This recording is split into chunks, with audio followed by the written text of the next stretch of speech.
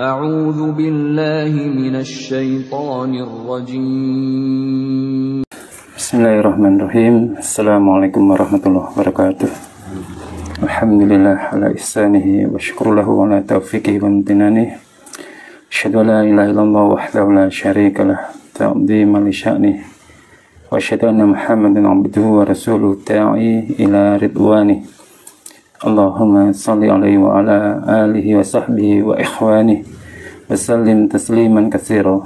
Amma ba'du. Bapak-bapak, ibu-ibu, dan saudara semua, kita akan melanjutkan mengkaji kitab himpunan dari saudara kita di Islam Jamaah, yaitu Kitabul Ahkam. Kita buka halaman 13. Hadatsana Muhammad ibn Sinanin, hadatsana Muhammad ibn Bilalin an Imran al-Qattan. An Imran al-Qattan an Husainin ya'ni ibni Imran an Abi Ishaq Asy-Syaibani an Abdullah ibni Abi Aufa qala Rasulullah sallallahu alaihi wasallam innallaha ma'al qadi ma lam yajur. Sesungguhnya Allah Ta'ala itu selalu membersamai seorang qadi. Syaratnya apa? Syaratnya selama qadi itu ma lam yajur, tidak melakukan penyimpangan. Faida jara wakalahu ila nafsih. Ketika seorang qadi telah melakukan penyimpangan, maka Allah akan meninggalkannya sendirian, tidak ditolong, tidak dibantu, sehingga akan melakukan kesalahannya sendiri. Artinya ditinggal oleh Allah, ditemani oleh syaitan, Nah, dalam riwayat lain, dalam Sunan Tirmidzi disebutkan bahwa Nabi Shallallahu Alaihi Wasallam menjelaskan jika hakim, qadhi atau hakim itu memutuskan dengan keadilan, maka memutuskan tidak dengan keadilan ketika ketika hakim itu memutuskan dengan ilmu dan keadilan, Allah akan membersamai dia. Tapi ketika dia melakukan penyimpangan, tidak dengan adil, maka setan yang akan menjadi kawannya. An Abdullah itu bin Aufa qala Rasulullah sallallahu alaihi wasallam, yang dalam hadis riwayat Tirmidzi, innallaha ma'al qadi ma lam yajur fa idza jara tahalla anhu wa lazimahu syaitan. Sesungguhnya Allah bersama seorang hakim selama dia tidak menyimpang. Ketika dia sudah melakukan persimpangan, telah melakukan menyimpang dalam hukum, maka Allah akan meninggalkannya dan syaitan pun akan menemaninya. Bahkan lebih dahsyat lagi adalah ketika hakim, banyak hakim yang masuk ke dalam neraka. Ini karena penyimpangannya, juga karena kebodohannya. Artinya dia sebenarnya tidak mempunyai kapasitas sebagai juru hukum, sebagai hakim, tapi memaksakan dirinya untuk menjadi hakim, sehingga yang dikeluarkan, fatwa yang dikeluarkan atau ucapan yang dikeluarkan ini keluar dari Quran dan hadis. Maka akan menyebabkan dosa yang sangat besar dan diancam masuk ke dalam neraka. Nah, memutuskan perkara dengan kebenaran, dengan keadilan itu memang tidak mudah. Tidak mudah karena itu butuh ilmu, membutuhkan ilmu, keteguhan hati, kemudian harus mempunyai keberanian, harus mempunyai kekuatan. Nah, dari sini kita ketahui mengapa banyak ulama-ulama zaman dulu, ulama-ulama salaf tidak mau menjadi hakim. Bahkan sebagian dari mereka itu meninggalkan kotanya untuk menghindari jabatan hakim, karena saking dampaknya, ancamannya luar biasa. Beratnya memangku jabatan atau dakwaan sebagai hakim itu digambarkan oleh Rasulullah Sallallahu Alaihi Wasallam dalam sebuah hadis. Qala Rasulullah Sallallahu Alaihi Wasallam, man ju'ila qadiyan, barang siapa yang telah didapuk sebagai qadhi, hakim, bainan nas faqad dzubiha bi ghairi sikin, kata Rasulullah. Barang siapa yang dijadikan hakim di antara manusia, maka sungguh dia disembelih tanpa menggunakan pisau. Kalau binatang, misalnya hewan disembelih menggunakan pisau, itu tidak merasakan sakit, hanya sebentar, kemudian mati. Sedangkan disembelih tanpa menggunakan pisau, ini merupakan penyembelihan yang sangat berat sekali, siksa yang sangat luar biasa. Jadi dia tidak merasakan mati, juga tidak merasakan hidup, tapi merasakan rasa sakitnya. Itu maksudnya. Makanya mayoritas ulama membawa makna hadis ini kepada celaan memangku jabatan sebagai hakim, dan agar bahayanya memangku jabatan sebagai hakim. Ini seorang ulama, mayoritas ulama itu membawakan hadis ini sebagai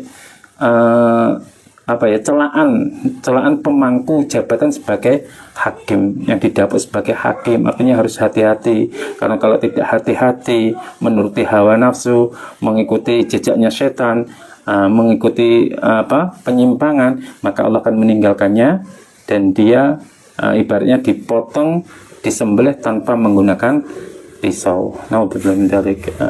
Bahayanya, ancamannya sebagai hakim. Hadisna Muhammad bin Katsirin akhbarana Sufyan an Abdul Malik ibn Umairin qala hadisna Abdurrahman ibn Abi Bakrah an Abi annahu kataba ila ibnihi, dia menulis surat kepada anaknya, qala Rasulullah sallallahu alaihi wasallam, la yaqdil hakam baina tsnaini wa huwa ghadban. Rasulullah mengatakan seorang hakim, la yaqdil hakam baina tsnaini wa huwa ghadban. Seorang hakim itu tidak boleh memutuskan perkara di antara dua orang dalam keadaan marah. Jadi keputusan hakim itu sebenarnya bukanlah ukuran dari kebenaran. Artinya barang siapa yang diberikan keputusan hukum untuk menzalimi hak saudaranya, maka ia tidak boleh melaksanakannya. Artinya apa? Artinya ketika kita berperkara, kita tahu bahwa kita ini di posisi yang salah, kemudian karena pandainya kita bicara untuk meyakinkan seorang hakim, sehingga posisi kita yang seharusnya salah ini oleh hakim dianggap benar. Akhirnya menzalimi hak saudara kita yang lain yang menjadi lawan perkara kita. Maka ini tidak boleh, karena keputusan hakim itu tidak bisa menghalalkan sesuatu yang diharamkan oleh Allah atau mengharamkan sesuatu yang sudah halal. Makanya Rasulullah SAW ketika mendengar pertengkaran di depan pintu kamarnya, ada orang yang bertengkar di pintu kamarnya, kemudian beliau keluar menjadi hakim, menengahi mereka. Kemudian Rasulullah mengatakan, ana basyarum, saya ini manusia biasa, wa innahu ya'tinil khasmun fala'alla ba'dakum ayyakuna ablungha min ba'din. Saya ini hanya manusia biasa. Ketika ada orang yang datang kepada saya bertengkar, bisa jadi, kata Rasulullah, bisa jadi sebagian lebih fasih di dalam berbicara daripada sebagian yang lainnya. Fa'ahsibu annahu shadaq. Dan saya menyangka, kata Rasulullah, saya menyangka bahwa dia yang datang itu adalah orang yang jujur. Saya duga dia adalah orang yang jujur. Fa'aqdiyalahu dzalik. Kemudian saya memutuskan untuk memenangkannya dalam perkara ini, karena dia kelihatan orang yang jujur, kelihatannya orang yang benar, maka perkara ini saya menangkan untuknya. Faman qadiyata lahu bihaqqi muslim fa innama hiya qit'atun minan nar, kata Rasulullah. Maka barang siapa yang telah aku putuskan perkaranya, namun dalam perkara itu, dalam putusan itu mengambil haknya seorang muslim, maka ketahuilah yang diambil oleh orang itu adalah potongan dari api neraka. Kalau dia memang benar, sudah tahu dia salah, kemudian berperkara karena pandainya dia bersilat lidah, kemudian yang seharusnya dia salah menjadi benar, maka kata Rasulullah, berarti dia mengambil potongan dari neraka. Fal yakhudha aw liyasrubha. silahkan mau diambil atau ditinggalkan. Artinya kalau memang putusan itu salah dan kalian dalam posisi yang salah, ngomong saja, saya posisi salah ini, putusan ini salah, yang salah sebenarnya adalah saya. Karena kalau dia dibiarkan, putusan itu dibiarkan, berarti dia sama halnya mengambil potongan dari neraka. Maka barang siapa yang telah aku putuskan, kata Rasulullah, yang kuputuskan perkaranya namun mengambil haknya seorang muslim, maka itu hanya bagian dari neraka. Ia boleh mengambilnya atau boleh meninggalkannya. Maka peradilan atau menghukumi suatu perkara itu harus berdasarkan Al-Quran, As-Sunnah, dan Ijma. Karena kebenarannya hakiki itu adalah kebenaran yang mengikuti Al-Quran dan Sunnah. Allah Ta'ala berfirman, wa anihkum bainahum bima anzalallah, dan hendaklah kamu memutuskan perkara di antara kamu menurut apa yang diturunkan oleh Allah. Seperti Allah juga berfirman kepada Nabi Daud itu, surat Sabt, ya Daud inna ja'alnaka khalifatan fil ard fahkum bainan nas bil haqq. Wahai Daud, sesungguhnya kami menjadikan kamu sebagai khalifah, penguasa di bumi ini, maka berilah putusan perkara kepada mereka dengan benar, perkara sesuai dengan benar, sesuai Quran, sesuai dengan petunjuk. Itu. Hadatsana Sa'id ibnu Amr wal Hadrami hadatsana Ismail ibnu Ayyash hadatsana Dhamdam bin Zur'ah an Shuraih ibni Ubaid an Jubair bin Nufairin wa Kasir bin Murrah wa Amr ibn Aswad wal Miqdad ibni Ma'di Karib wa Abi Umamah anin Nabi sallallahu alaihi wasallam qala, bersabda siapa Nabi, inal amira, sesungguhnya amir, idza batangga, ketika mencari ar-ribata finnas, mencari keraguan-raguan. Ribat itu keraguan-raguan, atau mencari kesalahan di dalam kalangan rakyatnya, manusia, rakyahnya, afsadahum, maka amir itu merusak kepada mereka. Sesungguhnya, kata Rasulullah, seorang amir itu apabila mencari kesalahan rakyatnya, berarti dia telah membuat kerusakan kepada mereka. Seorang amir, pemimpin yang selalu mengatur, apalagi itu ketua, yang selalu mencari kesalahan kecil dari rakyatnya, dari rakyahnya, dari yang dipimpinnya, dicari terus, maka itu sama halnya dia merusak tatanan dari rakyatnya. Karena itulah Rasulullah SAW mencela pemimpin atau penguasa yang abai terhadap urusan rakyatnya. Apalagi jika penguasa tersebut sering bertindak zalim terhadap rakyatnya. Rasulullah SAW mengatakan, inna syara ru'ail hutamah, sesungguhnya seburuk-buruknya pemimpin adalah al-hutamah. Hutamah itu orang yang kasar, yang menzalimi rakyatnya dan tidak menyayangi mereka. Itu sejelek-jeleknya pemimpin. Kalau kita lihat dalam jamaah, pemimpin yang inginnya hak-haknya diberikan, tapi haknya jamaahnya tidak diberikan. Saya itu punya pengalaman, kisah pernah menjumpai amirnya Islam Jamaah, amir yang ketiga.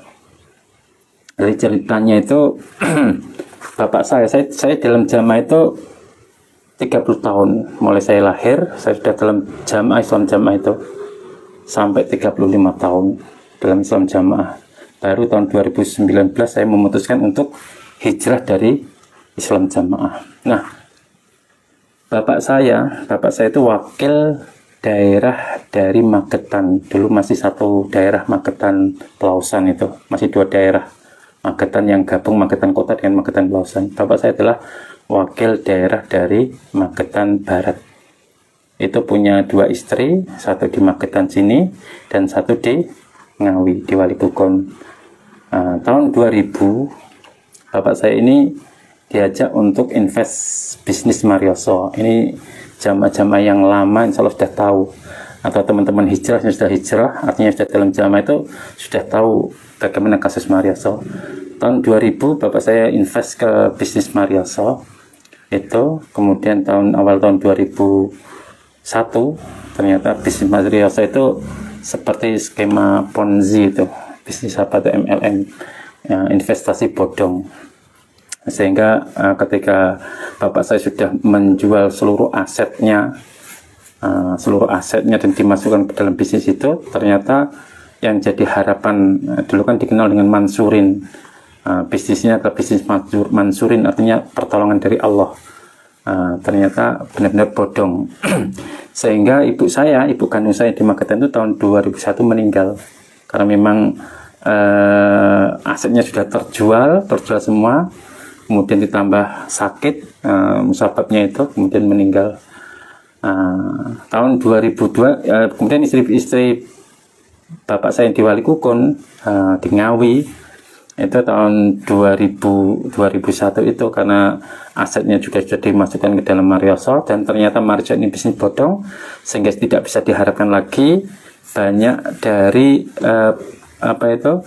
titipan dari teman-teman yang dimasukkan ke Marioso itu juga asetnya itu karena tidak ada pengembalian, usaha dari orang tua itu hancur, sehingga bapak itu tahun 2001 itu memutuskan pinjam uang ke bank zaman itu untuk mengembalikan uang yang dititipkan kepada bapak untuk bisnis Marioso. Nah ternyata karena bisnisnya bapak itu masih tahapnya turun, nggak bisa membayar uang bank itu. Sampai kemudian tahun 2004-2005 ada ijtihad dari imam kedua. Soalnya yang teman-teman yang sudah hijrah yang lama, atau jamaah yang lama itu sudah tahu tahun 2004-2005 itu ada ijtihad keamiran pinjam uang kepada jamaah untuk menyelesaikan kasus Marioso. Ini menjadi angin segar buat bapak. Pikir bapak itu kan bisa dikembalikan nanti dana yang dikelola oleh Marioso dikembalikan lagi kepada korban-korbannya. 2004-2005 ternyata tidak dikembalikan, sehingga pihak bank itu terus meminta bapak untuk mengembalikan uang. 2006 awal Amir kedua dari Islam Jamaah itu meninggal, digantikan oleh Amir ketiga, adiknya. Nah pas pada waktu itu selang beberapa bulan bapak itu ditemani oleh salah satu pengurus di Pelausan untuk mendatangi Bapak Amir yang baru, minta solusi. Saat itu saya sebagai sopirnya mengantar beliau ke rumah Bapak Amir. Bapak menyampaikan bahwa beliau punya sangkutan di bank, minta pusat meminjami, dan bapak ini tidak menagih uang Marioso itu, tidak membahas Marioso, minta dipinjami agar dilunasi pinjaman di bank. Nah, oleh Amir ketiga di ACC, ya Pak Mul, saya saksinya saat itu. Ya Pak Mul, nanti akan dicairkan uang dari Sabilillah, gitu. Tapi kudu onok borek ya. Saya masih ingat betul perkataan dari Amir ketiga ini yang mengatakan harus ada boreknya. Kemudian diarahkan untuk mendatangi wakil Amir yang ada di Seruni saat itu. Wakil Amir yang ada di Seruni. Pikiran bapak saya ketika saya antar ke sana langsung diberikan caranya atau pencairannya. Ternyata setelah sampai di Seruni, bapak dikasih tahu bahwa dalam jamaah, dalam Sabilillah itu tidak ada istilah meminjami, tapi adanya istilah syirkah. Jadi nanti Pak Mul datang ke pusat membawa sertifikat jaminan yang sesuai uang pinjaman. Karena bapak saya masih punya dua aset itu ya, yang di Magetan, rumah di Magetan, kemudian di Ngawi ada dua, yang di Ngawi masukkan ke bank, kemudian yang ada di Magetan sama toko 3 kios yang ada di Ngawi di Walikukon, 3 kios kecil itu di tengah pasar itu. Setelah sampai di pusat pas waktu daerah itu kan diminta untuk membawa sertifikat. Akhirnya sertifikat rumah yang di Magetan itu dibawa ke pusat.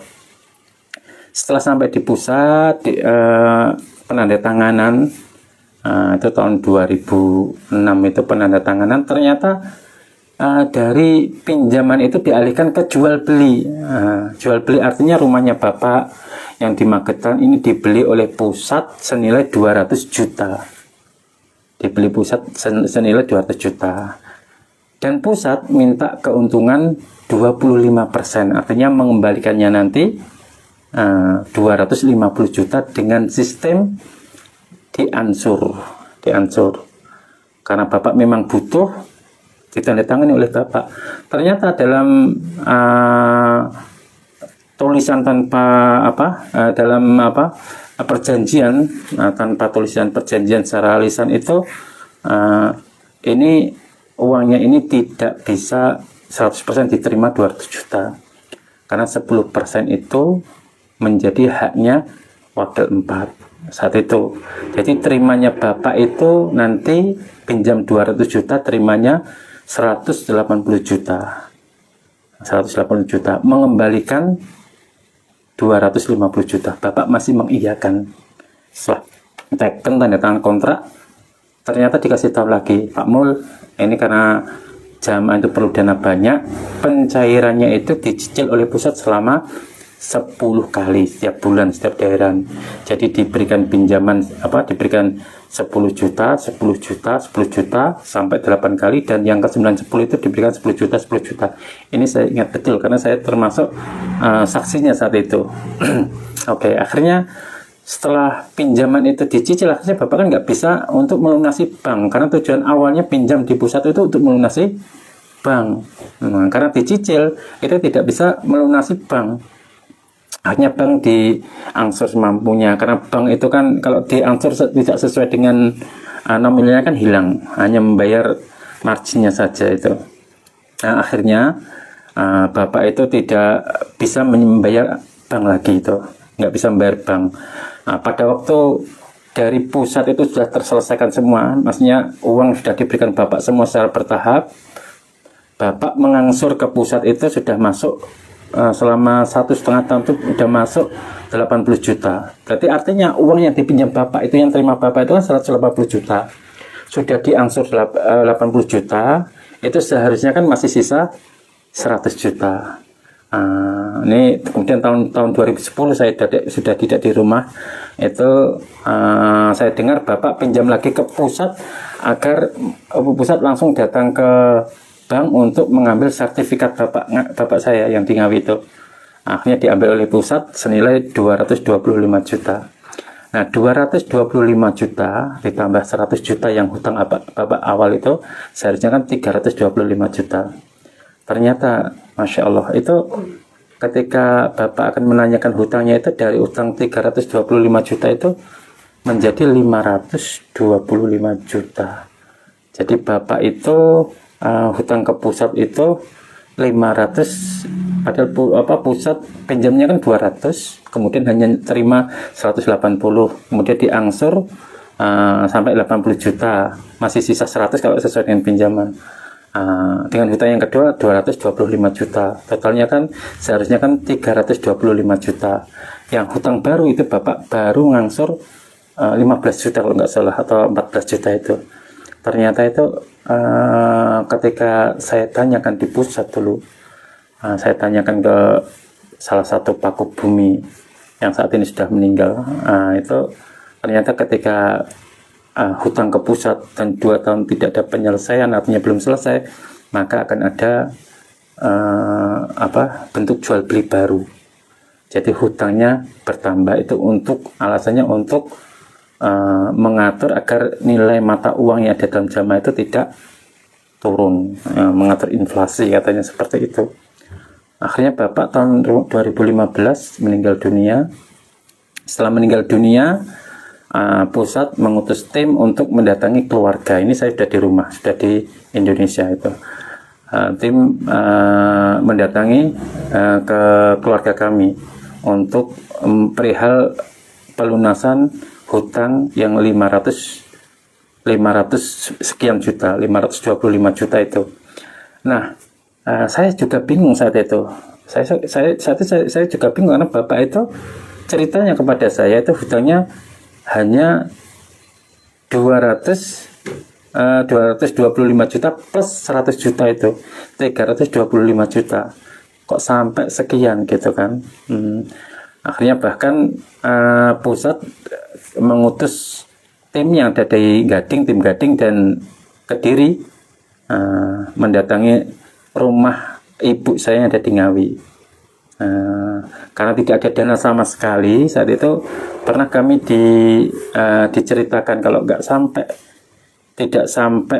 kalau sampai sebulan depan tidak dilunasi, maka diancam akan menyuruh Senkom untuk mengkosongkan rumah kami. Bayangkan, kami tiap bulan saat itu infak persenan kepada Islam Jamaah, pada Bapak Amirnya. Ketika kami tidak mampu membayar, bahkan kami dengan percayanya menyerahkan harta kami pada saat bisnis Marioso, kami tidak meminta kembali. Kemudian pada waktu tahun 2004, 2005 ada ijtihad untuk pengembalian dana Marioso, ternyata kami tidak diberikan sama sekali. Kami pinjam ke pusat untuk menyelesaikan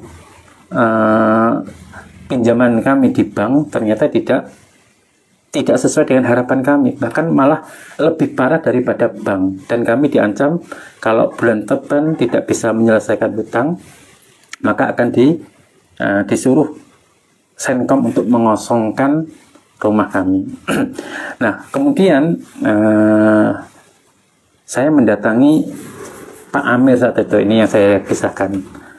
Saya datang ke Pak Amir. Saat itu saya datang ke Pak Amir. Sebelumnya saya sudah datang kepada Mas Syekh, Syekh Khalid dengan Syekh Aziz itu. Saat itu saya ceritakan bahwa Bapak punya utang sekian, kok jadi sekian. Beliau kemudian memberikan saran kepada saya, datang saja Pak Amir. Barangkali Bapak Amir bijak, kemudian menghapus sisa bunga, bukan bunga, sisa keuntungannya ada, yang sisa keuntungan, jadi yang diberikan hanya pokoknya saja. Akhirnya saya datang kepada Pak Amir, rumahnya Pak Amir. Saya datang pagi, saat itu ketemu dengan mubaliknya. Mubaliknya bilang, Pak, kalau kesini hari Rabu akhir sebelum daerahan, karena Pak Amir tuh di rumah, di masjid ini. Gitu. Akhirnya saya pulang, saya kembali lagi pada hari Rabu minggu akhir. Saya tunggu mulai pagi sampai sore, sampai siang gitu ya. Siang ternyata Pak Amir belum datang, sampai sore kemudian asyar Pak Amir datang. Saya sholat di belakang Pak Amir. Saya sampaikan, Assalamualaikum Pak, ini saya dari Magetan, ahli waris dari Bapak Mulyono, Bapak Haji Mulyono. Saya sampaikan, Pak, ini Bapak saya hutang ke pusat sekian, saya yang mendampingi Bapak datang ke jenengan untuk pinjam pertama kali. Kemudian saya sampaikan pula bahwa umpama saya minta kebijakan jenengan, hutang Bapak itu yang dibayar hanya pokoknya saja, bagaimana? Minta keridhoannya panjenengan. Itu ternyata Pak Amir nggak bisa. Oh ya gak iso. Nek ahli warisana ya dibayar. Wih, duitnya sabilillah, duitnya jamaah, gitu kan. Kemudian saya sampaikan bahwa ini termasuk jual beli inah. Bah, ini yang saya ubah, ini termasuk jual beli inah. Karena bapak saya datang ke pusat waktu itu niatnya pinjam, kemudian dialihkan ke hukum jual beli. Rumah dibeli oleh pusat, kemudian dijual lagi ke bapak, ya kan?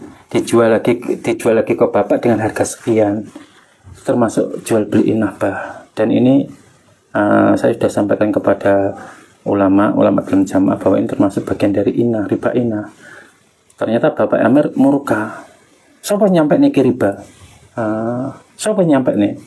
Ya saya sudah konsultasi dengan Syekh Khalil, kali Syekh Aziz. Loh, ini masalah hukum aja takon karo ngoro kuwi. Masalah hukum aja takon karo Aziz, aja takon karo Khalil. Saat itu nggak ada ulama ngejama ora Aziz karo Khalil. Ono ulama 100, ono ulama 10. takon nggone ulama 10, iki wis dibahas nggone ulama. Kemudian saya sampaikan lagi, bahnya saya ubah. Bapak itu sudah kondisi, bapak saya sudah nggak ada, boten wonten pun sedo. Bapak hanya punya hutang di pusat seperti ini. Sedangkan bapak itu boten minta uang dari Marioso. Bapak itu termasuk korban Marioso, tapi bapak boten nyuwun uangnya ada di Marioso, tidak kasus Marioso itu.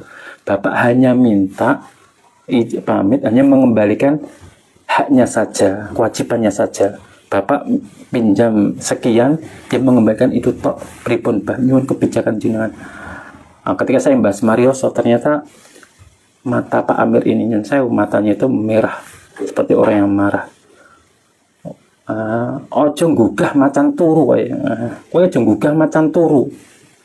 Marioso wis selesai, ojo gugah macan turu. Wes mulia. Saya digitukan waktu itu. Ketika itu kan menjelang daerahan, ketika daerahan ternyata salah satu wakil 4 itu nasihatnya seperti ini.